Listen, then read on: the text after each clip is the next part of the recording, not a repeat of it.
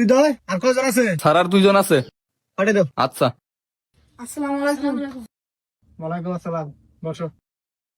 তো তোমরা দুজন কে কোন ক্লাস পর্যন্ত পড়াশোনা করেছো? স্যার আমি মেট্রিক পাস করছি। স্যার আমি 10 পাস করছি।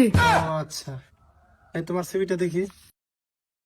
তোমার রেজাল্ট তো অনেক ভালো। আচ্ছা, তোমার চাকরিটা কেন দরকার? স্যার আমি বাড়ির বড় ছেলে, পরিবারের সব দায়িত্ব আমার উপর, তাই আমার চাকরিটা দরকার। তোমার সিভিটা দেখি।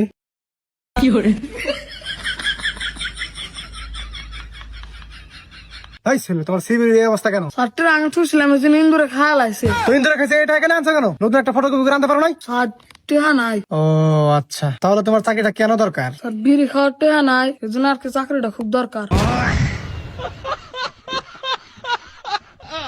এই ছেলে, তোমাকে বিড়ি খাওয়ার জন্য কেউ চাকরি দিব? তোর ভাষা কই? স্যার বাসা দক্ষিণ ডাবুর স্যার। তুমি কার ছেলে? তুমি তো একটা বেদক। তুমি আমার সামনে এগুলো কথা বলতেছো। স্যার কি কম স্যার, নেশা উঠলে মাথা ঠিক থাকে না স্যার।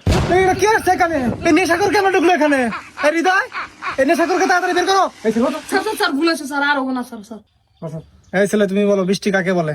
আকাশ থেকে ফোটায় ফোটায় যে পানিটা পড়ে তাকে বৃষ্টি বলে। আচ্ছা, তুমি বলো পরিবেশ কাকে বলে? পরিবারের সবাই মিলে এক জায়গায় ঘুরতে যাওয়াকে পরিবেশ বলে।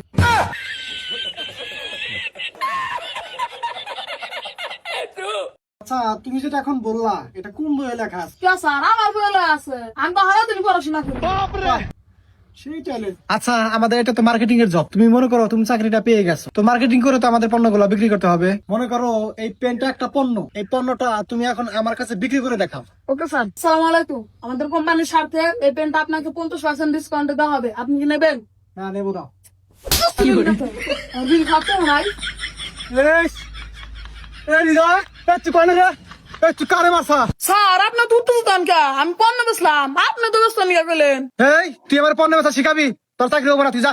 স্যার আর একটা বার সুযোগ দেন স্যার। তোর কোনো সুযোগ নাই, না তুই যা। স্যার, না স্যার আর একটা বার সুযোগ দেন। আরো বেতন করবি? না স্যার আর বেতন করুন না।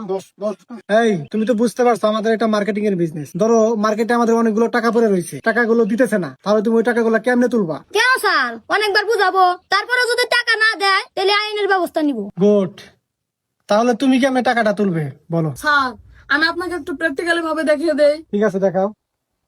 দাদা রে দাদা কি হলো? চল চল চল বের কর বের কর।